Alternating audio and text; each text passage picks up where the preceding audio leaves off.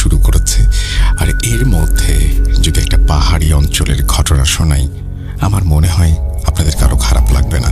এই শীতের সময় আমরা বিভিন্ন জায়গায় ঘুরতে যাই এবং আমি অনেকবার গিয়েছি। আপনাদের মধ্যে যারা শুনছেন তারাও নিশ্চয়ই অনেকবার গিয়েছেন দার্জিলিংয়ে। আজকে দার্জিলিংয়ের একটা ঘটনা শোনাবো আপনাদের। চলুন কথা না বাড়িয়ে শুরু করা যাক। আসসালামু আলাইকুম রাসেল ভাই ও প্রিয় লিসেনার্স, দোয়া করি ভালো আছেন এবং ভালোর দলে আছেন। আমি সানি শেখ, ভারতের মুর্শিদাবাদ জেলার বহরমপুর শহরে থাকি। বর্তমানে আমি সৌদি আরবের জেদ্দা শহরে কর্মরত। আমি প্রায় 2 বছর ধরে আপনাদের শুনছি এবং অনেক দিন থেকেই ঘটনা পাঠাবো ভাবছি, কিন্তু কাজের চাপে লিখতে পারছিলাম না। আর কাজের মাঝেই আপনাদের অচিনপুর এপিসোড শোনা শেষ হলে ভাবি এখনই শুরু করি, না হলে এভাবে আর লেখার সুযোগ পাবো না। এটা আমার পাঠানো প্রথম ঘটনা, তাই ভুল ত্রুটি থাকলে ক্ষমা করবেন। তারপরে তিনি তার হোয়াটসঅ্যাপ নাম্বার এবং সবকিছু দিয়েছেন এবং তিনি লিখছেন, ঘটনাটি 100% সত্য এবং এর সাক্ষী আমি ও আমার বড় ভাই ও ছোট ভাই সহ আরো 5 জন বন্ধু। চলুন কথা না বাড়িয়ে ঘটনাটি শুরু করি।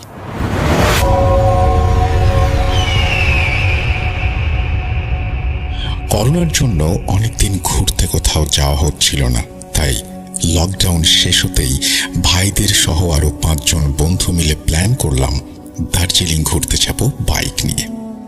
সময়টা 2021 সকালে। সবাই মিলে বেরিয়ে পড়লাম সকালে। প্রায় যখন বিকেল 5টা তখন আমরা দার্জিলিংয়ের মেলে পৌঁছালাম। এখন বাকি হোটেল খোঁজা, কিন্তু যেহেতু পুজোর একাদশী তাই দার্জিলিংয়ে পা রাখার জায়গা নেই, হোটেল তো দূরের কথা। যারা পুজোর সময় দার্জিলিংয়ে গিয়েছেন তারা বুঝবেন। বড় ভাই আমাদের টিমের লিডার ছিলেন, তাই উনি চিন্তিত হয়ে তার এক বন্ধুকে ফোন করলেন যে দার্জিলিং একটা হোটেলে কাজ করত এবং জানালো এই সময় হঠাৎ রুম পাওয়া খুবই অসুবিধাজনক। তাই সে কিছুক্ষণ সময় নিল।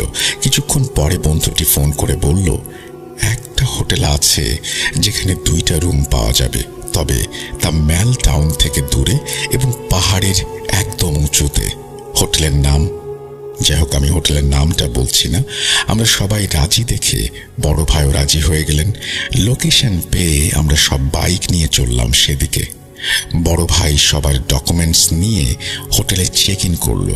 আমরা দোতলাতে 2টা রুম পেলাম। 8 জন মানুষ, 4 জন করে থাকতে হবে। তবে রিসেপশনিস্ট আমাদের জানিয়ে দিলেন তার বাড়ি পাশেই, তাই সে রাতে চলে যাবার সময় হোটেল লক করে চলে যায় বাইরে থেকে, আবার 3টায় চলে আসে। একজন সিকিউরিটি থাকে ভেতরে, কোনো দরকার হলে তাকে জানাতে হবে। আরেকটা বিষয় জানালেন যে এই হোটেলে 3 তলায় ওঠা নামা একদম মানা, কারণ ওপর তলায় প্রায় 8 বছর আগে একটা খুন হয়েছিল। তারপর থেকে 1 বছর বন্ধ থাকে এই হোটেলটি, কিন্তু কিছুদিন হলো আবার চালু হয়েছে। কিন্তু 3 তলা এখনো বন্ধ, কারণ কিছুদিন আগে একটা কাপল ছিল ওখানে, কিন্তু তারা 12টার পর হঠাৎ করে ভয় পেতে শুরু করে।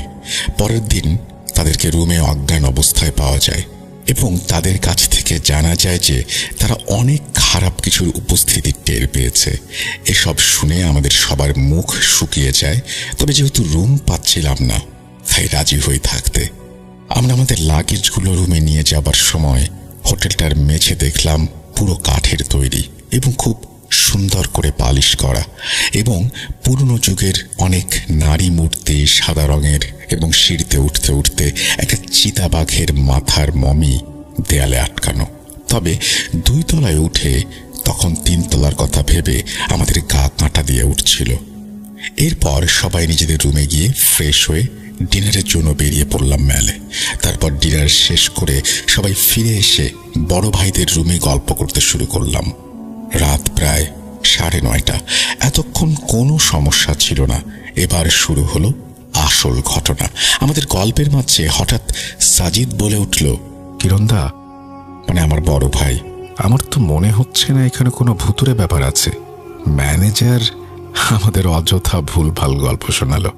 আর যদি ভূত থেকেই থাকে তাহলে চলো একটা গেম হয়ে যাক, বাজি লাগবে। তিনতলা থেকে ঘুরে আসব। আমি আর সোহেল আর সিটু যদি পারি তাহলে কালকে বাইকের তেল আর রুমের খরচ তোমাদের। কথা শুনে আমি একটু বিরক্ত বোধ করলাম।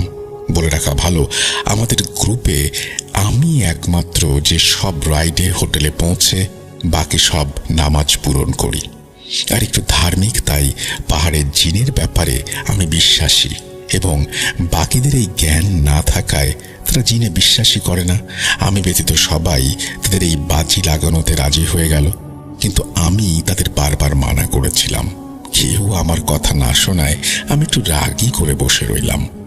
তারপর তারা তিনজন ওপর থেকে ঘুরে এসে আমাদের যে বর্ণনা দিল সাজিদের ভাষায়, কিরণ ভাই সব ভাওতা, মিথ্যে মনে হচ্ছে আমার। আমরা দেখো ওপর থেকে ঘুরে এলাম, কিছু নেই, শুধু ওপরে কাঠগুলো মনে হয় খারাপ হয়ে গেছে, তাই একটু ক্যাঁচ ক্যাঁচ শব্দ হচ্ছিল। আর ঘরগুলো সব লাগানো, বারান্দাটায় একটা হালকা হলুদ লাইট জ্বলছে, যা একটু ডিস্টার্ব করছে, মানে জ্বলছে আবার নিভছে। এবার আমাদের খরচ দেবে তোমরা কিন্তু কাল। তারপর আরো কিছুক্ষণ গল্প করে সবাই নিজেদের রুমে ঘুমাতে চলে গেল। আমি রোজ রাতে দোয়া পড়ে এবং সূরা বাকারা পড়ে তারপর ঘুমাই। আমার ঠান্ডার জন্য আমি লেপ নিয়ে ঘুমাচ্ছিলাম। প্রায় রাত 2:30টায় হঠাৎ আমার বন্ধু ওয়াসিম রুমের লাইট জ্বালিয়ে দিল এবং আমি আর রিয়াজ বিরক্ত হয়ে উঠে বসলাম। বললাম, কি হলো এত রাতে লাইট জ্বালিয়েছিস কেন? ওয়াসিম বলল, সানি ভাই, আমি একটা ছায়া দেখতে পেলাম, মনে হচ্ছে আমাদের বেডের চারপাশে ঘুরছে। আমি বকা দিয়ে বললাম, চুপ চুপ করে ঘুমা, এত রাতে মজা করার জায়গা পাস না। ওয়াসিম লাইট বন্ধ করে, আমরা সবাই ঘুমিয়ে পড়ি। হঠাৎ কিছুক্ষণ পরে মনে হচ্ছে পায়ের দিক থেকে কেউ লেপ টেনে নিচ্ছে। আমি গুরুত্ব না দিয়ে আরো ভালো করে লেপটা জড়িয়ে ঘুমালাম। এরপর হঠাৎ আবারও লেপটা কেউ টানছে মনে হচ্ছে। আমি খুব রেগে গিয়ে ওয়াসিম আর রিয়াজকে বললাম, ঘুমোতে দে ভাই, বিরক্ত করিস না, মজা করার সময় না এত রাতে। ওয়াসিম বলল, সানি ভাই, আমি তো ভাবলাম তুমি মজা করছো, আমি ভয় পেয়েছি দেখে। এবার আমার একটু ভয় করছিল। আমি বললাম, লাইটটা জ্বালিয়ে রাখ। আর কিছুতেই ঘুম আসছিল না। হঠাৎ একটা শব্দ শুনতে পেলাম, মনে হচ্ছে বেডের মাথার কাছে দেয়ালের ওপাশ থেকে কেউ নখ দিয়ে আঁচড় কাটছে, তবে শব্দটা অনেক জোরে এবং স্পষ্ট। আমি 3 কুল আর আয়াতুল কুরসি পড়ে আমার রুমের সবার গায়ে ফু দিলাম। হঠাৎ পাশের ঘর থেকে বড় ভাইয়ের চিৎকার শুনতে পেলাম। সবাই এবার দৌড়ে ভাইয়ের রুমে গিয়ে দেখে ভাই বিছানা ছেড়ে দরজার কাছে ভীত অবস্থায় দাঁড়িয়ে। বললাম, কি হলো? কিরণ ভাই বলছে, আমি ঘুমাচ্ছিলাম, আমার মনে হচ্ছে কেউ চুলে হাত দিল, অথচ পাশে সবাই ঘুমিয়ে। আমি অত না ভেবে আবার ঘুমোতেই দেখি দেয়ালের ওপাশ থেকে কেউ যেন দেয়ালে আঁচড় কাটছে। আমি শব্দ শুনতে পেলাম একটা। আমি ভাবলাম বাইরে হয়তো বেড়াল বা অন্য কিছুতে আঁচড় কাটছে। আবার কিছুক্ষণ হয়েছে, ঘুমটা সবে এসেছে, হঠাৎ মনে হলো আমার লেপটা কেউ চেপে আমার উপরে চেপে বসেছে। আমি ঠিক মতো নড়তে পারছি না। হঠাৎ লেপের বাইরে থেকে কেউ হালকা ফিস ফিস করে বলে উঠল, 3 তলায় যাওয়াটা উচিত হয়নি, সব জায়গায় সাহস দেখাতে নেই। আমি বুকের ভেতর থেকে সব শক্তি সঞ্চয় করে চিৎকার দিয়ে উঠি। আমি বললাম, কিরণ ভাই, আমিও দেয়াল হাঁচড়ানোর শব্দ শুনেছি।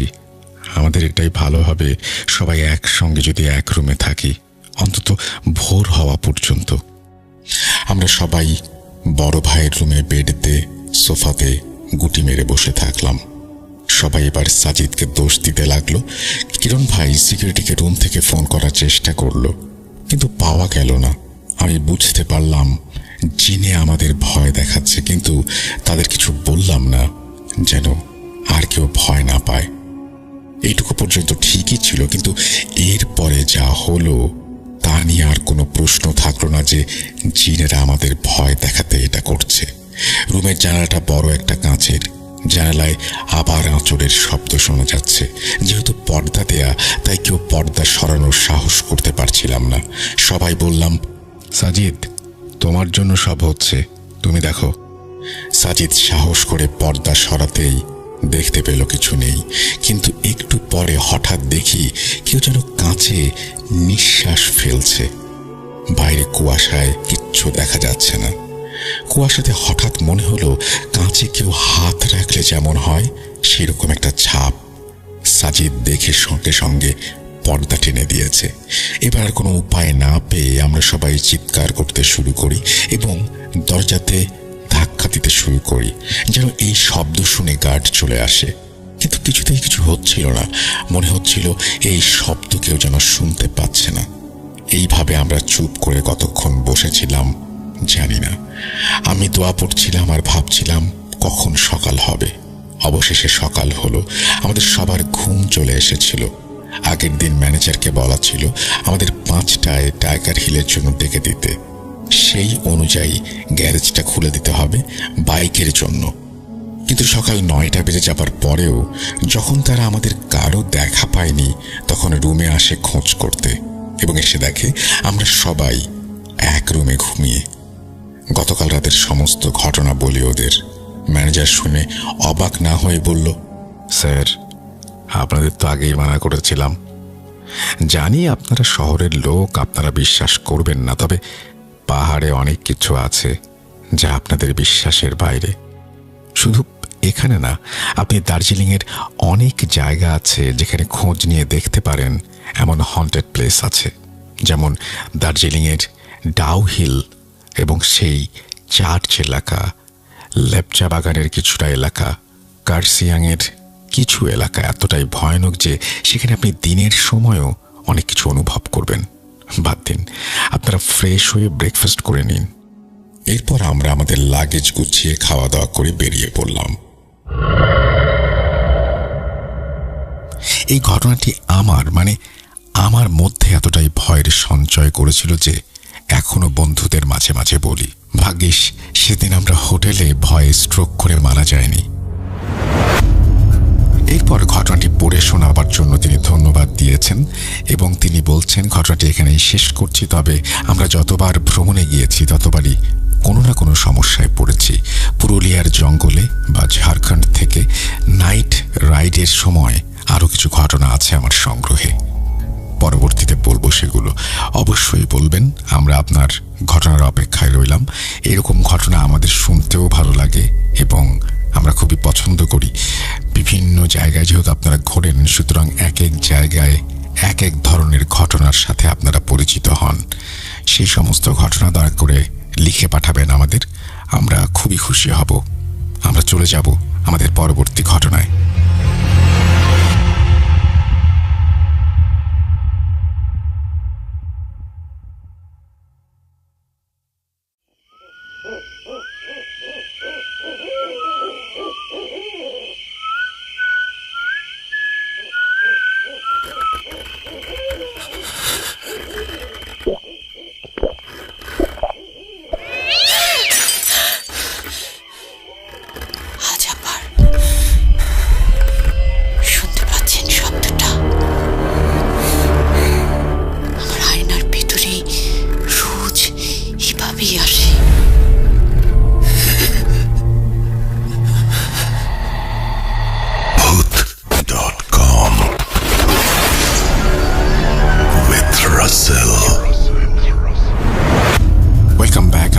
সবাইকে স্বাগত জানাচ্ছি আমি রাসেল। আশা করছি আপনারা সবাই ভালো আছেন, ভালোর দলে আছেন। আমিও ভালো আছি আর ভালোর দলে আছি। বৃহস্পতিবার এবং শুক্রবারের পরে আরও একদিন যাদের ইচ্ছে করে ভয়ের রাজ্যে হারিয়ে যেতে, তাদের জন্যই আমাদের আজকের এই বিশেষ আয়োজন। চলুন কথা না বাড়িয়ে শুরু করি। যেভাবে লেখা আছে সেভাবেই পড়ে শোনাচ্ছি। মসজিদের ভেতর এত রাতে কে নামাজ পড়ে? আর আমাদের দিকে কেন তেড়ে আসছিল তারা? আসসালামু আলাইকুম রাসেল ভাই, আশা করি আপনি ভালো আছেন আর সব সময় ভালো ভালোর দলেই থাকেন। আমি আপনার অনেক বড় একজন ভক্ত বা নিয়মিত শ্রোতা বলতে পারেন।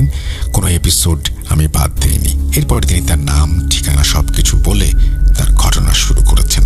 আমি সরাসরি তার ঘটনায় যাচ্ছি। নাম যেহেতু তিনি উল্লেখ করতে নিষেধ করেননি, সুতরাং আমি নামটি বলছি। তিনি ওয়ালিউল্লাহ মুন্সি। তারপর তিনি লিখছেন,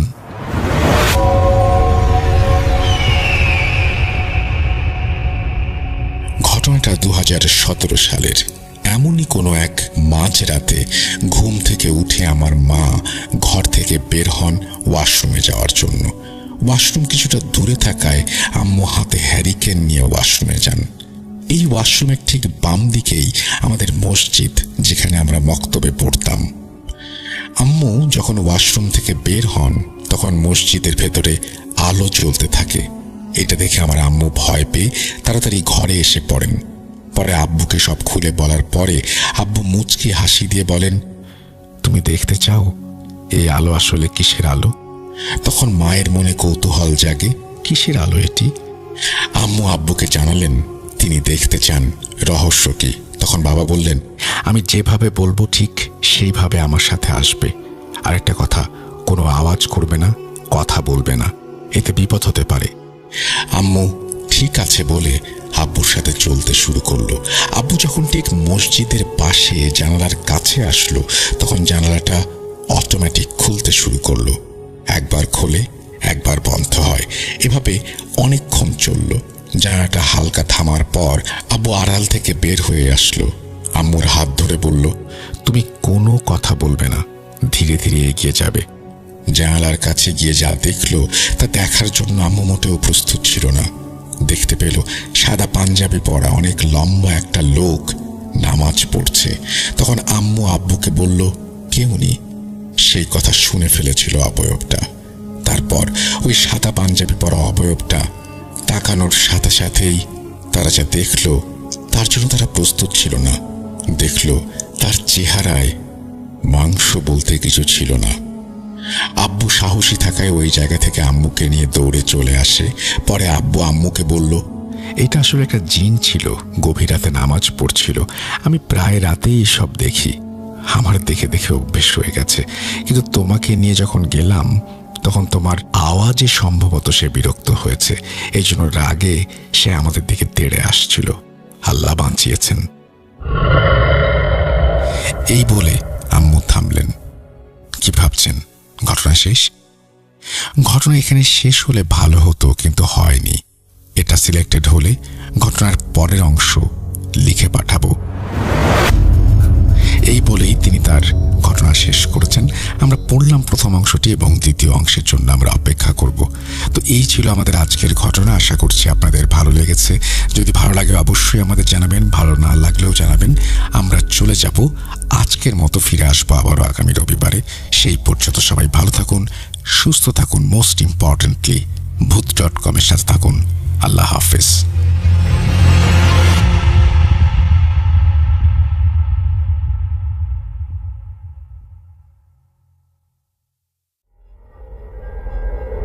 Spirit, be here with me.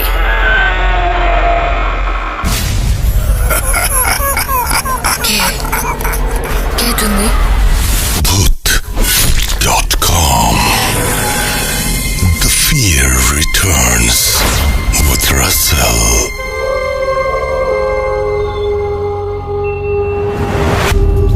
Welcome back. আশা করছি আপনারা সবাই ভালো আছেন এবং ভালোর দলে আছেন। আমিও ভালো আছি আর ভালোর দলে আছি। আমরা প্রতিনিয়তই আপনাদের ঘটনা শোনাই এবং আমরা ঘটনা পাচ্ছিও আপনাদের কাছ থেকে। এত বেশি ঘটনা আমরা পাই যে সব ঘটনাগুলো হয়তো আমাদের পড়ে শোনানো সবসময় সম্ভব হয় না, কিন্তু আমরা চেয়েছি অনেক চমৎকার ঘটনা আছে যে ঘটনাগুলো পড়ে শোনানো দরকার। এই জন্যই আমরা আহ্বানও করেছিলাম যে আপনারা যারা ইন্টারেস্টেড তারা আমাদেরকে সাহায্য করতে পারেন বা আমাদের টিমে অংশ নিয়ে এই ঘটনাগুলো পড়ে শোনাতে পারেন আমাদের লিসেনারদের। আমাদের আমন্ত্রণে বা আমাদের আহ্বানে সাড়া দিয়ে যারা এসছেন তাদের মধ্যে একজন হচ্ছেন সুমন। আমরা এখন সুমনের কাছ থেকে একটা ঘটনা শুনে আসব। চলুন শুরু করা যাক।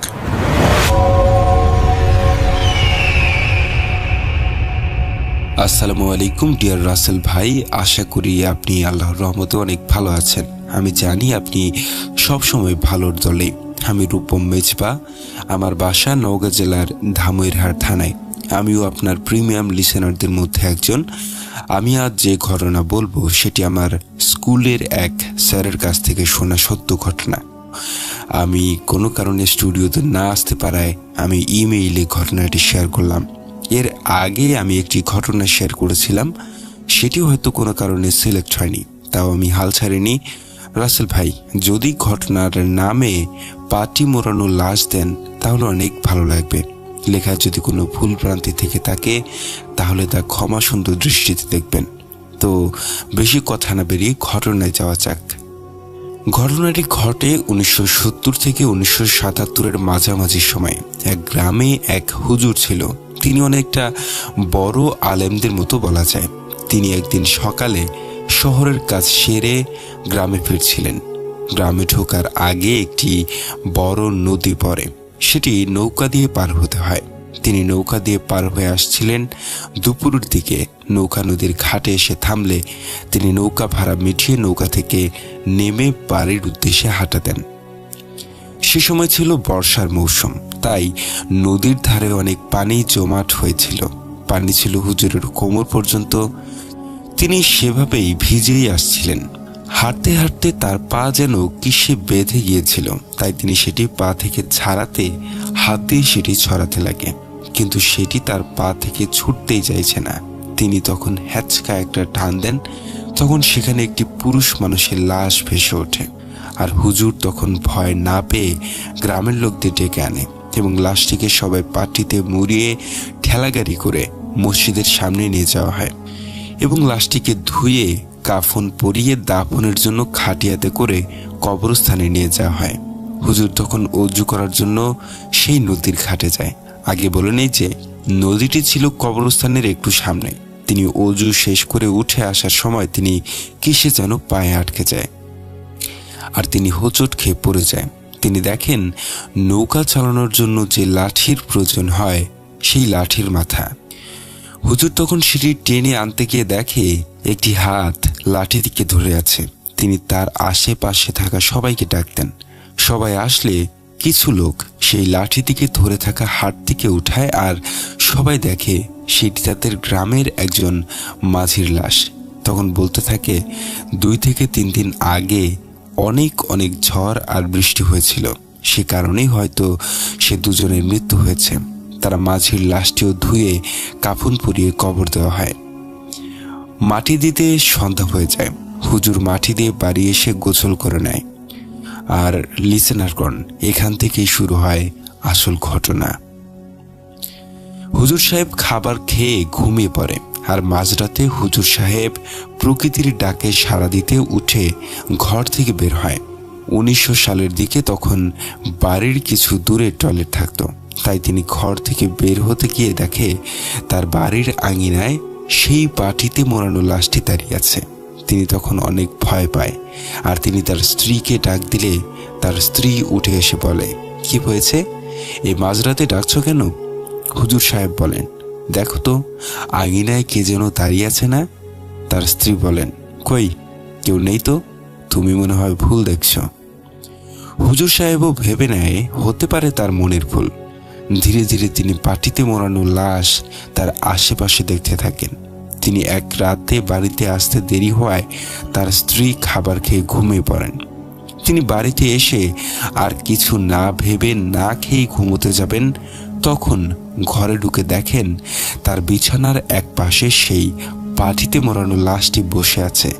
আর হুজুর সাহেব চোখের এক পলক ফেলতে না ফেলতেই লাশটি তার সামনে এসে দাঁড়ায়। লাশটির মাথা বাদে পুরো দেহটাই পাটি দিয়ে মোড়ানো ছিল। হুজুর সাহেবের মুখ বরাবর সেই লাশটি দাঁড়িয়েছিল। হুজুর সাহেব লাশটির বিভৎস মুখ দেখে অনেক ভয় পান আর তার পুরো শরীর ঘেমে যায়। তিনি চিৎকার করতে পারছিলেন না। একসময় হুজুর সাহেব জ্ঞান হারিয়ে ফেলে। পরের দিন সকালে তার জ্ঞান ফিরলে তিনি দেখেন তিনি বিছানায় শুয়ে আছেন এবং তার পরিবারের সকল মানুষ তার দিকে তাকিয়ে আছে।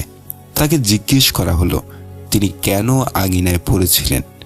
হুজুর সাহেব আগের রাতের সবকিছু তার পরিবারকে বললেন। পরে পরিবারের লোকজন তাকে একজন কবিরাজের কাছে নিয়ে যান। কবিরাজ বলেন, ওই পাটি মোড়ানো লাশটির জিন তোমার পিছনে কোনো এক কারণে পড়েছে। আমার কাছে পালিত জিন থাকলে আমি অবশ্যই এটির খোঁজ করতাম। তাই কবিরাজের কাছে কোনো জিন না থাকায় কবিরাজ একটি তাবিজ ও পানি দেন। রাতে ঘুমানোর আগে পরা পানি খেতে হবে। এরপর হুজুর সাহেবের সাথে কোনো সমস্যা হয় না। হুজুর সাহেবের পরিবর্তে তার একটি ছেলে ছিল, তার সাথে শুরু হয় সমস্যা। হঠাৎ একদিন তার ছেলের অনেক জ্বর আসে। কোনো ঔষধে এর নির্ণয় হয় না। একদিন হুজুরকে কোনো এক কাজে পাশের গ্রামে যেতে হয়। তিনি নদী পার হয়ে পাশের গ্রামে যান। কাজ শেষ করে বাড়ি আসার সময় এশার আজান দিয়ে দেয়। তিনি নামাজ পড়ার জন্য সেই গ্রামের মসজিদে যায়। তিনি নামাজে কাতারে দাঁড়িয়ে দেখে যে ইমামের জায়গায় কেউ নেই। কাতারে দাঁড়িয়ে থাকা লোকজন তাকে হাত দিয়ে ইশারা করে বলতেছে সামনে ইমামতি করার জন্য। তিনি ভেবেছেন হয়তো সে জোব্বা পরে আছে, তাই বলছেন। তিনি নামাজ পড়িয়ে সালাম ফিরে দোয়া করে যখন পিছনে তাকায় তখন তিনি বড় একটা ধাক্কা খায়, কারণ সেখানে কেউ ছিল না তিনি বাদে। তিনি বোঝেন তারা জিন ছিল আর মনে মনে অনেক ভয়ও পেয়েছিলেন। তিনি দ্রুত বাসায় চলে আসেন এবং এসে দেখেন পরিবারের সবাই এক জায়গায় একসাথে দাঁড়িয়েছিল। তিনি জিজ্ঞাসা করলেন কেন তারা সবাই একসাথে দাঁড়িয়েছিল।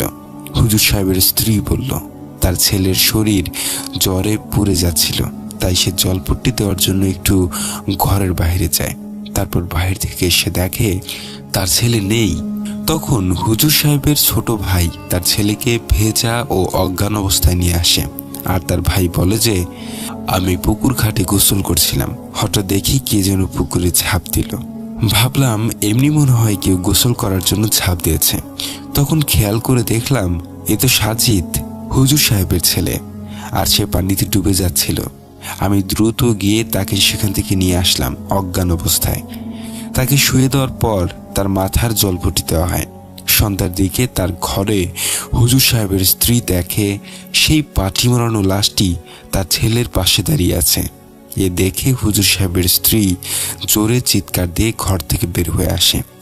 আর সবাই তার ঘরে গিয়ে দেখে ভয়ঙ্কর পাটি মোড়ানো লাশটি আসলেই দাঁড়িয়ে আছে। এ দেখে এখনো পর্যন্ত তারা এখানেই দাঁড়িয়ে আছে। এরপর হুজুর সাহেব তার পরিবারকে একটা সত্যি কথা বলে, যা শুনে তারা অবাক হয়ে যায়। তা হলো হুজুর সাহেব বলছে আমার পায়ে যখন প্রথম লাশটি বাঁধে তখন আমি সেটিকে তুলে ধরি আর তার সাথে একটি ব্যাগ পাই, যার মধ্যে প্রায় 20,000 টাকা ছিল। আমি লোভ সামলাতে না পেরে সেই ব্যাগটি লুকিয়ে রাখি আমার কাছে, আর এজন্যই আমাদের সাথে এরকমটা হয়েছে।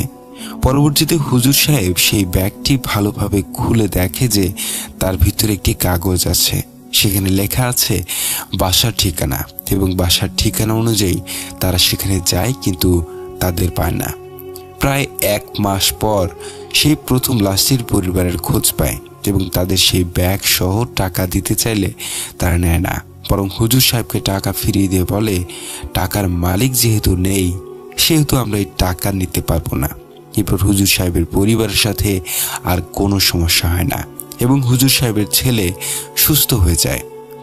তো রাসেল ভাই, এই ছিল আমার স্যারের কাছ থেকে শোনা ঘটনা। আমি ভালো করে সাজিয়ে লিখতে পারি না, এর জন্য দুঃখিত। আমি আরও ঘটনা পেলে ভূত.com শেয়ার করব ইনশাআল্লাহ। সবাই ভালো থাকবেন। আসসালামু আলাইকুম। নাম রূপম মেজবা, ঠিকানা নওগাঁ ধামইরহাট উপজেলার ভিতরে।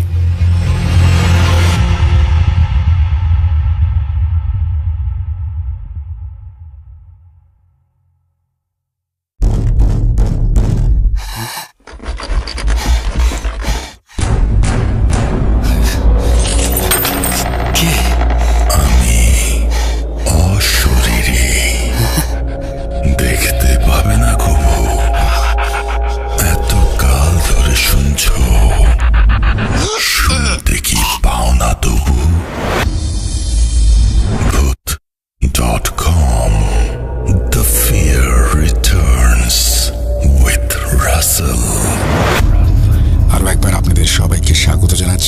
ইনশাআল্লাহ আশা করছি আপনারা সবাই ভালো আছেন এবং ভালোর দলে আছেন। এই মুহূর্তে আমি যেটা করতে চাই, আমি একটা অডিও ক্লিপে যেতে চাই এবং আপনারা সবাই জানেন এখন যে অডিও ক্লিপগুলো, সেই অডিও ক্লিপগুলো অনেক যাচাই বাছাই করে আপনাদের শোনানো হয়। সুতরাং আমার ধারণা ভালো লাগবে আপনাদের। চলুন শুরু করা যাক।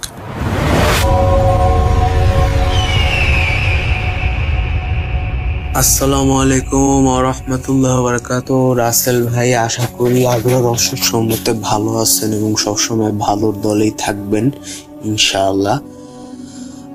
আমি আদিব, আমি বগুড়া জেলার শেরপুর উপজেলায় থাকি। তো আজকে আপনাদের সাথে যে ঘটনাটা শেয়ার করব, ঘটনাটা যদিও ভয়ঙ্কর না, কিন্তু আপনার ঘটনাটা ভয়ঙ্কর না হলেও ঘটনা থেকে কিছুটা হলেও আশা করি শিক্ষণীয় কিছু ব্যাপার স্যাপার আছে। আপনাদের কাছে আন্তরিকভাবে দুঃখিত, আমি আবার অনেক সময় গুছিয়ে কথা বলতে পারি না, তবে ইনশাল্লাহ যতটা সম্ভব চেষ্টা করব আর কি আপনাদেরকে বোঝানোর ঘটনাটা কি ঘটছিল আর কি, এই আর কি ব্যাপার। তো যাক, দেরি বেশি কথা না বললে আমি ঘটনাতে যাই। ঘটনাটা আসলে ঘটছিল আমার মায়ের সাথে। আমি আসলে সৌদি আরবে থাকতাম বেশ অনেক বছরই। আমি আমার ফুল ফ্যামিলি নিয়ে সৌদি আরবে থাকতাম। আমার আব্বু আম্মু সৌদি আরবে ছিলেন, আমিও সৌদি আরবে ছিলাম আর কি। তো যাক, আমি এখন বাংলাদেশে আছি। তো ঘটনাটা ঘটছিল সৌদি আরবের মদিনা শহরে ঘটছিল আর কি। আপনারা তো আমরা আবার থাকতাম সৌদি আরবের রিয়াদ শহরে, রাজধানী রিয়াদ শহরে আর কি। তো ঘটনা ঘটছিল 2018 সালে, আপনার হজের পরপরই আর কি। হজ ওই সময় জুন জুলাইয়ের দিকে, মানে আগস্ট সেপ্টেম্বরের দিকের কাহিনী, হয়তো আমার এক্সাক্ট ডেটটা মনে পড়তেছে না, 2018 সালে। তো আমার ফুফাতো ভাই আর ভাবি, ওনার ওয়াইফ, ওনারা আসছিলেন, হজ করতে আসছিলেন। তো সেই সুবাদে আমার আব্বু, আমার আম্মু, আমি আর আমার এক ভাই, আমরা সেই সুবাদে আর কি মদিনা শহরে গেছিলাম। আপনারা হয়তো জানেন যে, মনে করেন হজের সময় মক্কা শহরে ঢোকা যায় না, নিষিদ্ধ। শুধুমাত্র যারা হজ করবে, যারা হাজি, তারা বাদে অন্য কেউ মক্কা শহরে ঢুকতে পারেন না হজের সময়। সৌদি সরকার নিষেধ করে দেয়, যার কারণে আমরা যেহেতু চাচ্ছিলাম যে দেখা করতে, মক্কা শহরে সম্ভব ছিল না দেখা করা, তাই যখন ওনারা মদিনাতে আসছিলেন তখন গিয়ে আমরা দেখা করতে গেছিলাম আর কি। তো যাক, আমরা নিজেদের গাড়ি করে নিয়ে আমরা রিয়াদ শহর থেকে গেলাম মদিনাতে আমার ভাইয়ের সাথে দেখা করতে আর কি। তো ঘটনাটা মেইনলি আসলে ঘটছিল মদিনাতে হোটেলে থাকা অবস্থায়, একটা আবাসিক হোটেলে থাকা অবস্থায়। আপনারা যারা মনে করেন, যারা মক্কা মদিনায় যারা হজ বা উমরা করতে গেছেন, ওখানে বেশিরভাগই খেয়াল করে দেখবেন যে বেশিরভাগ হোটেলেই, সব হোটেল না, বেশিরভাগ হোটেলেই যে রুম থাকে, রুমের সাথে অ্যাটাচ টয়লেট থাকে। তো অ্যাটাচ টয়লেট গুলা মানে দেখা যায়, মানে রুম সাথে একবারে অ্যাটাচ টয়লেট আর কি, টয়লেটের দরজা থাকে আর কি। তো মেইনলি আসলে এখানে টয়লেটকে কেন্দ্র করি ঘটনাটা আর কি, বাকিটা এই আর কি ব্যাপার। তো ঘটনাটা ঘটছিল মানে আম্মুর সাথে। আম্মু মানে আমার আব্বুই আর কি নিজেদের সুবিধার জন্য, আমরা যেহেতু 4 জন ছিলাম, 4টা বেড, মানে আমরা 4 জন থাকলেও ওখানে আমরা যে হোটেলে উঠছিলাম ওই হোটেলে 3টা বেড ছিল। তো এজন্য এখন মানে আমরা যাতে 4 জন একসাথে ঘুমাতে পারি, এই সুবিধার জন্য আব্বু কি করছিল, ওই 3টা বেডকে মার্চ করে দিচ্ছিল একসাথে। এক রুমের মধ্যে 3টা বেডকে আব্বুর সুবিধা মতো আর কি মার্চ করে নিছিল। কিন্তু রুমের সাইজটা ছোট হওয়ার কারণে, আপনার বেডগুলোকে মার্চ করার কারণে একটা বেড আপনার কি হয়েছিল, ওই অ্যাটাচ টয়লেটের সাথে একবারে মুখোমুখি ভাবে ছিল আর কি। মানে জাস্ট ইমাজিন করেন আপনি শুয়ে আছেন, আপনি যদি ওই বিছানায় যদি শুয়ে পড়েন এবং যদি আপনি মুখটা যদি আপনার মুখ যদি ডান সাইডে তাকান তাহলে আপনি টয়লেট দেখতে পারবেন, টয়লেটের ভিতরে পুরা দেখতে পারবেন আর কি। টয়লেটের দরজা খোলা থাকলে আপনি পুরা দেখতে পারবেন টয়লেট, একবারে ওয়ালের সাথে টয়লেট এবং সেই ওয়ালের সাথেই বিছানাটা ছিল আর কি। যে থেকে বিছানা আপনি যদি শন, টয়লেটের বরাবর যদি মুখ দিয়ে আপনি যদি শন তাহলে আপনার টয়লেট পুরোটা যদি তাহলে টয়লেট আপনি দেখতে পারবেন আর কি। তো আম্মু ওই দিন ওই পাশেই ওই বিছানাতেই আম্মু শুইছিল, তার পাশে আব্বু শুইছিল, তার পাশে আমি শুইছিলাম, তার পাশে আমার পাশে আমার ভাই শুইছিলেন আর কি। তো যাক, পরে দিয়ে আমরা রাত্রে ঘুমালাম। হঠাৎ করে আমি ফজরের সময় দেখি যে আম্মু চিৎকার করতেছে, আম্মু মানে চিৎকার হাঁপাচ্ছেন। এইদিকে আব্বুরও ঘুম ভাঙছে। আব্বু ঘুম থেকে উঠে বিছানা থেকে উঠে সাথে সাথে লাইট দিয়ে আমরা দেখি যে আম্মু আপনার হাঁপাচ্ছেন, বেশ হাঁপাচ্ছেন, আপনার কি বলে ঘেমে অবস্থা খারাপ। এদিকে আম্মুর আবার ব্লাড প্রেশারের পেশেন্ট, উনি দেখি যে খুব হাঁপাচ্ছেন, ইয়া করতেছেন, অবস্থা খারাপ আর কি। তো আমি আম্মুকে জিজ্ঞাসা করলাম, যদিও আমি ফজরের সময় ঘুম আমার ভাঙছিল, দেখি যে আব্বু দেখি যে উঠছিল, কিন্তু আমি আসলে ওই সময় এতই ঘুমে বিভোর ছিলাম যে আমি যাক পরে দিয়ে আমি ওই সময় আর কিছু জিজ্ঞাসা করি নাই, আব্বু আম্মু কাউকে জিজ্ঞাসা করি নাই। শুধু দেখলাম যে আব্বু আর কি আম্মুকে ওই বাতাস করতেছে, কি সমস্যা কি আর কি দেখতেছেন আর কি। যাক, আমি ঘুমায় গেছিলাম। আমি সকাল 9টার সময় আমার ঘুম ভাঙলো। ঘুম ভেঙে পরে দিয়ে আম্মুর কাছ থেকে জানতে চাইলাম যে আসলে ব্যাপারটা কি হয়েছে। আম্মু তখন পর্যন্ত আসলে আমাদের ওই দিন আবার প্ল্যান ছিল যে আমরা মদিনার ঐতিহাসিক স্থানগুলো ঘুরবো, যেমন উহুদ পাহাড়, এরপরে আপনার কি বলে মসজিদুল কিবলাতাইন, মসজিদে কুবা, এসব ঐতিহাসিক স্থানগুলো ঘুরবো। এগুলো রহমতপূর্ণ জায়গাও বলা চলে আর কি। এগুলো আমাদের ঘোরার প্ল্যান ছিল, কিন্তু আসলে আম্মু এতটাই নার্ভাস, এতটাই ভয় পাইছিলেন যে ওই দিন মানে আম্মুকে আমি দেখছিলাম আর কি। পরের দিন আম্মুর কাছ থেকে জানতে চাইলাম যে আসলে কাহিনীটা কি হয়েছে, রাত্রেবেলা চিৎকার দিয়ে উঠছিলেন কেন।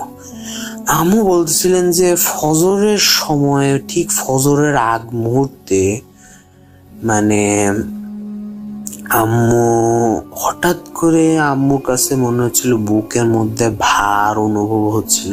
ঘুম থেকে আম্মু উঠে দেখে যে আম্মুর ঠিক মুখের সামনে একটা মানুষাকৃতিরই, স্বাভাবিক মানুষই, কিন্তু মনে হয় ওই মানুষের সোনালি রঙের চুল ছিল।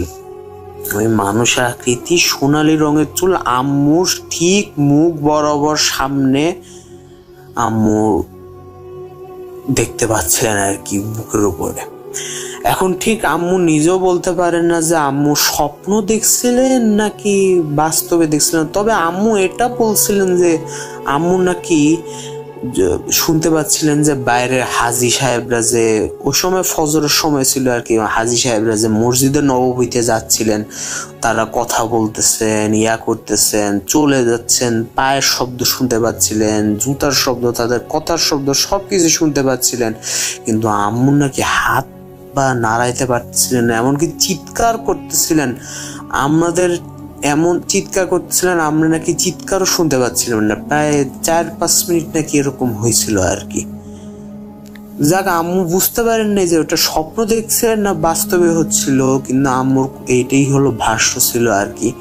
পরে দিয়ে যাক আম্মুর চিৎকার শুনে আব্বুর ঘুম ভাঙছিল, পরে দিয়ে ওই অবয়ব হোক বা মানুষের মতো যাই হোক না কেন ওটা নাকি চলে গেছিল আর কি। আম্মু আর কোনো কিছু দেখে নেই, এই আর কি ব্যাপার। তো পরে দিয়ে যাক অনেক ভয় পাইছিলেন, ইয়ে হয়েছিলেন আমরা এই। তো আমি যাক ঘটনা একটুকি আর কি, পরে যাক আম্মুর সাথে আর কোনো সমস্যা বা কোনো কিছু হয় নাই আর কি আল্লাহর রহমতে। তো মেইনলি আসলে ঘটনাটা বলার উদ্দেশ্য কি? ঘটনাটা বলার উদ্দেশ্য হলো যে, প্রথম কথা হলো যে আমি তো ছোটবেলা বা আম্মু আসলে বুঝে নাই যে ওইভাবে বাথরুমের দিকে মুখ করে ঘুমানোটা আসলে উচিত হয় না। আমরা বাথরুমে ঘুমানোর আগে বাথরুমের দরজাটা আটকাই দিছিলাম, দরজাটা চাপাই দিছিলাম, কিন্তু কোনো না কোনোভাবে হয়তো বাতাসের কারণে হোক বা যে কোনো হোক বাথরুমটা খুলে গেছিল। আমি দেখছিলাম বাথরুমটা খুলে গেছিল। তো আসলে মেইন বলার উদ্দেশ্য হলো যে হ্যাঁ, এখানে বাথরুম হলো খুবই খারাপ জায়গা, সেটা সেখানে যেখানেই থাকুক না কেন। মসজিদে নববী আমরা জানি যে একটা পবিত্র জায়গা, যেটা জায়গার জন্য আমাদের প্রিয় নবী হযরত মুহাম্মদ সাল্লাল্লাহু আলাইহি সাল্লাম দোয়া করে গেছেন যাতে করে একটা উর্বর একটা জমি হয় আর কি, উর্বর একটা স্থান হয়। তো এই পবিত্র স্থানেও আসলে বাথরুম হলো একটা অপবিত্র জায়গা, স্বাভাবিক, এটা হাদিস দ্বারাও প্রমাণিত। এবং বাথরুমে জিন থাকে। আমরা যখন বাথরুমে প্রবেশ করি সবসময় দোয়া পড়ে প্রবেশ করি যে আল্লাহুম্মা ইন্নী আউযু বিকা মিনাল খুবুসি ওয়াল খাবাইস। সেটা হলো যে হে আল্লাহ, আমি খবিস জিনের হাত থেকে রক্ষা পানা চাচ্ছি আর কি, এই দোয়া পড়ে আমরা প্রবেশ করি। তো মেইনলি আসলে ব্যাপারটা হলো যে আম্মুর আসলে ওই দিন ওইভাবে বাথরুমের দিকে মুখ করে হ্যাঁ শোয়া উচিত হয় না। আবার দ্বিতীয় কথা হলো যে স্বাভাবিকভাবেই আম্মুর চুল বাঁধা ছিল না, চুল খুলে শুয়েছিলেন আর কি। হ্যাঁ, এটাও একটা জিনদের দ্বারা ইফেক্ট পড়ে আর কি। হ্যাঁ, এটা সত্য যে ওই দিন হয়তো কোনো একটা খারাপ জিনের কবলে আম্মু পড়ছিল বা কিছু হয়েছিল, আল্লাহই ভালো জানেন। তবে কিছু একটা হয়েছিল যেটা বুঝি আর কি। হ্যাঁ, ওইভাবে বাথরুমের দিকে মুখ করে শোয়াটা উচিত হয় নাই। যার এটা আসলে সবাইকে সাবধান থাকা উচিত। তো যাই হোক, কখনো বাথরুম বরাবর হোক বা অনেকেই এই কাজ করেন যে বাথরুমটা কি করেন এমন ভাবে যে ঘুম থেকে চোখ খুললেই দেখতে পারেন যে সামনে বাথরুম আছে। হ্যাঁ, এটা আসলে করা উচিত না আর কি আমার মতে আর কি। আর ঘুমানোর আগে দোয়া পড়া উচিত, বাথরুমের দরজা টরজা সবকিছু আটকায় দেওয়া উচিত আর কি। অনেকেই আমি ভূত এফএমেও শুনছি এর আগে ঘটনা যে এরকম বাথরুমের দরজা খোলা থাকে, হঠাৎ করে দেখে যে বাথরুমের ভিতরে খারাপ কিছু দেখতেছে বা এরকম কিছু হয় আর কি। তো আমার মনে হয় কি, যখন ঘুমানোর আগে বাথরুমটা লক করে দেওয়াই আসলে উচিত আর কি। বাকিটা আল্লাহ ভরসা, ইনশাল্লাহ সবকিছুই আল্লাহর মালিক। তো এই আর কি মেইনলি আসলে ঘটনা ছিল আর কি। তো যদিও ঘটনা অত ভয়ঙ্কর এখানে কিছুই নাই আর কি, তবে আমার আম্মুর সাথে যা ঘটছে তাই আর কি, বানায় কোনো কিছু বলি নাই, বলার কিছু নাই। এটা একটা আশা করি শিক্ষণীয় ঘটনা। তো এই আর কি ব্যাপার। তো যদিও আমি এখন পর্যন্ত ভূত.com আপনাদের এপিসোড একটাও শুনি নাই, এখন পর্যন্ত আমি ভূত এফএম এর রেকর্ডেড এপিসোড গুলো শুনি আর কি। তবে আমি আপনাদের ফেসবুক পেজের মাধ্যমে জানতে পারলাম যে আপনারা ঘটনা পাঠানোর ব্যবস্থা করছেন, অডিও ক্লিপ পাঠানোর ব্যবস্থা করছেন, যার কারণে আমি পাঠাচ্ছি। আশা করি যদি ভালো লাগে অবশ্যই প্লে করে শোনাবেন ইনশাল্লাহ। ভূত.com আপনাদের এই প্রোগ্রাম আশা করি আরো এগিয়ে যাক, আরো দীর্ঘজীবী হোক ইনশাল্লাহ। সকল লিসেনারদেরকে জানাই আমার অন্তরস্থল থেকে শুভেচ্ছা। আসসালামু আলাইকুম ওয়া রাহমাতুল্লাহি ওয়া বারাকাতুহু।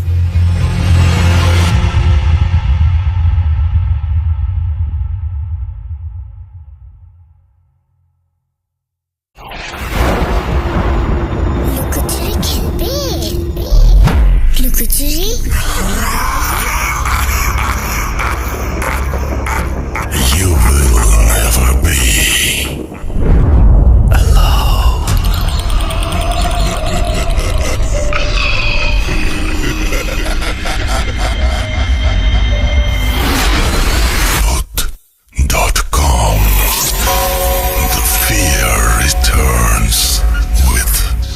রাসেল। আরও একবার আপনাদের সবাইকে স্বাগত জানাচ্ছি। আমি রাসেল। আশা করছি আপনারা সবাই ভালো আছেন, ভালোর দলে আছেন। আমিও ভালো আছি, ভালোর দলে আছি। এইবারে আমরা আরও একটি অডিও ক্লিপে যাব। আশা করছি এই অডিও ক্লিপটিও আপনাদের ভালো লাগবে। চলুন শুরু করি।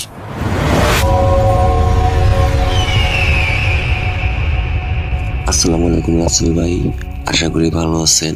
আপনি সবসময় ভালোর দলে। আমি ইমরান সিরাজগঞ্জ থেকে বলছি। এটা আমার ফার্স্ট ঘটনা। যদি ভালো লাগে অবশ্যই voot.com-এ ঘটনাটা শেয়ার করবেন। তো কথা না বাড়িয়ে আমি সরাসরি ঘটনায় চলে যাচ্ছি। তো ঘটনাটা আমার বাবা এবং আমার মামাকে কেন্দ্র করে। তো ঘটনাটা হচ্ছে, আমার বোন যখন জন্মগ্রহণ করে, ঘটনাটা আপনার 2000 থেকে 2001 সালের এর মাঝামাঝি এরকমই হবে। তো ওই সময়টাতে এমন কোনো ল্যান্ডফোন বা মোবাইল ছিল, মানে হাতে গোনা কয়েকজনের কাছে।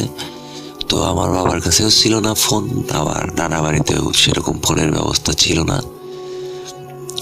ফোনের ব্যবস্থা বলতে কি বলবো, আমার নানা বাড়িতে কারেন্টও ছিল না ওই সময়, বিদ্যুৎ আর কি। তো আমার বোন জন্মগ্রহণ করার পরে আমার বাবাকে বলার জন্য, মানে খবর দেওয়ার জন্য আমার মামা আসে গ্রাম থেকে। তো আমার বাবা ছিল একজন ব্যবসায়ী। তো আমার বাবা এসে যখন আমার বাবাকে ঘটনাটা বলে যে মেয়ে হয়েছে আপনার, তো আমার বাবা শোনার পর অনেক খুশি হয়। আর এটা ছিল আমার বাবার দ্বিতীয় সন্তান, অর্থাৎ আমি প্রথম, আমি বড়। তারপর আমার বোন হয়, আমার বোন জন্মগ্রহণ করে। তো ঘটনা খবরটা শোনার পর তো বাবা অনেক খুশি হয়ে যায় এবং আমার বাবার যে ব্যবসা ছিল ওখানে যারা কাজ করতো সবাইকে বাবা মিষ্টি খাওয়ায়। তো বাবা বলে যে তাহলে কি করবেন ভাই, দুলা ভাই, তো চলেন, যাবেন এখন নাকি কি করবেন? তো আমার বাবা যেহেতু ব্যবসা করতো, তো বাবা বললো যে যাবো তো অবশ্যই। তো বাবা বললো যাবো তো অবশ্যই, তো ই করো। আমার তো আমার বাবা ব্যবসা করতো, তো বলতো যে এখন যেহেতু সকাল 12টা বাজে বা দুপুর 12টা বাজে, তো আমাদের বাড়ি থেকে স্টেশন ছিল 5 মিনিটের দূরত্ব। তো বাবা বললো যে 6টায় ট্রেন আছে, যে 6টার ট্রেনে দুজন চলে যাবো রে, তুমি আপাতত এখানেই থাকো, আর আমি কাজগুলা সবাইকে বুঝাই দিয়ে তারপরে ফ্রি হয়ে তারপরে যাবো রে। তো বাবা বললো ঠিক আছে, সমস্যা নাই, তাইলে আপনি কাজ করেন, বুঝাই একটু যে একসাথে বিকালে যাওয়া যাবে রে। তো যথারীতি বাবা সারাদিন তার ব্যবসার কাজ টাজ সবকিছু শেষ করে সবাইকে বুঝিয়ে দিয়ে 5:30টার দিকে গোডাউন থেকে বের হয়ে এখন আমার বোনকে দেখার উদ্দেশ্যে মাছ, মিষ্টি, পান, সুপারি, এগুলো যা যা কেনা দরকার সব কেনাকাটা করে 6টা বাজার 10 মিনিট আগে স্টেশনে যায়। তো স্টেশনে গেলে শুনতে পারে যে, স্টেশন মাস্টারের কাছ থেকে শুনতে পারে যে ট্রেন আসতে প্রায় 2 থেকে 3 ঘন্টা লেট, এরকম একটা ক্রসিং না কি যেটাই হোক হয়েছে, এই জন্য লেট হবে ট্রেন আসতে। তো ট্রেন লেট আসার কথা শুনে আমার মামা এবং বাবা সিদ্ধান্ত নেয় যে তারা বাস স্ট্যান্ডে যাবে এবং বাসে করে আমার নানা বাড়ির উদ্দেশ্যে যাবে। তো তারা বাস স্ট্যান্ডে যায় এবং গিয়ে শুনতে পারে যে যে শ্রমিকদের কি জানি একটা ঝামেলা হয়েছে, যার কারণে বাস আজকে আর যাবে না, বাস স্টপ বন্ধ আজকের জন্য। তো যে এখন কিছু করার নাই, এখন ওইটাই লাস্ট ভরসা ট্রেন, এখন লেট করে আসলে ওইটাতে যাইতে হবে। তো যার কারণে বাবা এবং মামা বাসায় চলে যায়। বাসায় চলে যাওয়ার পরে 2-2.5 ঘন্টা রেস্ট করে তারা রাত 9টার দিকে স্টেশনের উদ্দেশ্যে যায়। শুনে যে ট্রেন আসতে আরো 1 ঘন্টা সময় লাগবে। তো যাই হোক, যথারীতি ট্রেন 10টার দিকে স্টেশনে আসলে পরে আমার বাবা এবং মামা ট্রেনে উঠছে। আধা ঘন্টা পরে ট্রেন ছাড়ছে। তো সিরাজগঞ্জ স্টেশন থেকে সলপ স্টেশন যাইতে ট্রেনে প্রায় 1 ঘন্টার মতো সময় লাগে। তো কপাল খারাপ হলে যা হয় তাদের ক্ষেত্রেও তাই হয়েছে। তো ওনারা আবার ক্রসিংয়ে পড়ে, প্রায় আধা ঘন্টা 1 ঘন্টার মতো ক্রসিংয়ে থাকে। ক্রসিংয়ে থাকার পরে যথারীতি রাত 12:30 কি 12টা এরকম সময় তারা সলপ স্টেশনে গিয়ে নামে। তো ইউজুয়ালি রাত 12:30 গ্রাম, অনেক রাত। তারপরে হচ্ছে ওই সময় তো যোগাযোগ ব্যবস্থা এতটুকু ভালো ছিল না। তো যাই হোক, বাবাদের সাথে স্টেশনে 1-2 জন হয়তো যাত্রী নামে, আর ওটা লোকাল ট্রেন ছিল। তো যার কারণে যে যাত্রীগুলো নামে তাদের বাসা ওখানেই ছিল, মানে সলপ স্টেশনের আশেপাশেই ছিল। তো ওনারা জিজ্ঞেস করে যে আপনারা কোথায় যাবেন? তো আমার বাবা এবং বাবা বলে যে আমরা অমুক জায়গায় অমুক গ্রামে যাব। তো তারা বলে যে যে রাস্তাতে যাবেন রাস্তাটা তো অতটুকু ভালো না। তো তারপরে আবার সামনে কবরস্থান আছে, অন্ধপুকুর আছে। আর ঘটনাটা আপনার এই অন্ধপুকুর নিয়েই। আর এই অন্ধপুকুরের কাহিনীটা হচ্ছে, অন্ধপুকুরটা যেখানে অবস্থিত ওই জায়গা থেকে আমার নানার বাড়ি যেতে প্রায় 1 কিলোর মতো রাস্তা, মানে 1 কিলো দূরত্ব অন্ধপুকুর থেকে আমার নানার বাড়ি। আর অন্ধপুকুরটার নামকরণ হচ্ছে, ওটা একটা জমিদারদের পুকুর ছিল, অন্ধপুষ্কুনি বা অন্ধপুকুর যেটাই বলি না কেন। ওই পুকুরটা হচ্ছে আগেকার জমিদার বাবু যেটাই বলি, ওনাদের আমলে পুকুরটা খনন করছিল, তারা গোসল আসল করছে ওইখানে আর কি। যাই হোক, তো পুকুরটা অনেক ভয়ঙ্কর এবং অনেক কাহিনী আছে পুকুর নিয়ে। তো শুনেছি যে জমিদাররা যখন ওখানে থাকতো, যে আর ওই জমিদাররা দিনের বেলাতে ওই জমিদারের যে এরিয়া আর কি, ওই এরিয়া দিয়ে যদি কেউ স্যান্ডেল পাই দিয়ে যাইতো তো তাদের কঠোরতম অনেক খারাপ খারাপ শাস্তি দিত। এরকম হইলে তারা ওই মানুষকে পুকুরে মানে হত্যা করে আর কি পুকুরে ফালাইয়া দিত, এরকম শুনেছি। তো সত্য মিথ্যা আমি জানি না, বলে আমার নানা দাদাদের মুখ থেকে শোনা। তো যার কারণে ওই পুকুরটা একটা অভিশপ্ত পুকুরে, মানে সবাই বলে যে ওটা একটা অভিশপ্ত পুকুর। তো পুকুরটা এখনো আছে রাসেল ভাই। তো আমি যদি দালাবাড়ি কখনো আবার যাই, অবশ্যই আপনাকে আমি ছবি তুলে শেয়ার করব। আর এটা আমার ফার্স্ট স্টোরি, যদি ভালো লাগে অবশ্যই শেয়ার করবেন। তো তারপর আমরা ঘটনায় চলে যাচ্ছি। তো পরে মামা এবং বাবা ওই স্টেশন থেকে মানে নানি বাড়ির উদ্দেশ্যে হাঁটা দেয়, এবং আমার বাবা স্মোক করত। তো হাঁটতেছে কাঁচা রাস্তা। তো কিছু দূর আসার পরে প্রথম একটা কবরস্থান পরে, কবরস্থানটা ক্রস করে তারা। কবরস্থান ক্রস করার পরে ওখানে তেমন কিছু হয় না, আল্লাহ রহম। তো যখন দ্বিতীয় কবরস্থানটার কাছাকাছি তারা চলে আসে, তো দেখে যে কবরস্থান ক্রস করার পরে তাদের পিছনে 5-6টা কুকুর পিছন পিছন হাঁটতেছে। তো তারা এটা স্বাভাবিকভাবে নেয় যে কুকুর রাস্তাঘাটে থাকতেই পারে, আর সামনে বিপদ থাকলে বা এরকম কিছু থাকলে কুকুর টুকুর এগুলো থাকলে মানে শুনছি আর কি ভালো আর কি, তারা পিছন পিছন আগায় দেয়। তো কুকুরগুলা একটা সময় কিছু দূর যাওয়ার পরে ওনাদের পিছন থেকে মানে পিছনে আর যায় না। তো দেখা যায় 5টা কুকুর না 6টা কুকুর এরকমই ছিল, তারা ওই রাস্তার ভিতরে দাঁড়ায় আছে। তো আমার মামা এবং বাবা 2 জন ছিল। তো তারা পিছন দিক তাকায় দেখে যে কুকুরগুলা রাস্তার ওখানে দাঁড়ায় আছে আর আসতেছে না। তো তখন আমার আব্বু মানে সিগারেট দাঁড়ায় এবং সিগারেট টানতে টানতে সামনের দিকে হাঁটতে থাকে। তো এরকম করতে করতে একটা বাড়ি বা এরকমই টাইপেরই, তো বাড়ির ভিতর থেকে একটা বুড়ি মানুষের কান্নার শব্দ শোনা যায়। তো বুড়ি মানুষ বৃদ্ধ মানুষ কান্না করলে যেরকম শব্দ ওরকম শব্দ আসে। তো তো মামা এবং বাবা ওইটা বুঝতে পারে হালকা যে অস্বাভাবিক কিছু হইতে পারে বা এরকম। তো তারা দুজন, আমার বাবা প্রচন্ড সাহসী ছিল, তো মামার হাত ধরে দুজন হাঁটতেছে। তো কিছু সময় হাঁটার পরে তারা দেখতে পায় যে সামনে, মানে আমার বাবাদের এবং বাবার থেকে প্রায় 30-40 হাত সামনে একটা অবয়বের মতো, মানে সাদা কাপড় রাস্তার এপাশ থেকে ওপাশে চলে গেল, মানে সেকেন্ডের ভিতরে। তো এই জিনিসটা আমার বাবাও দেখছে, বাবাও দেখছে।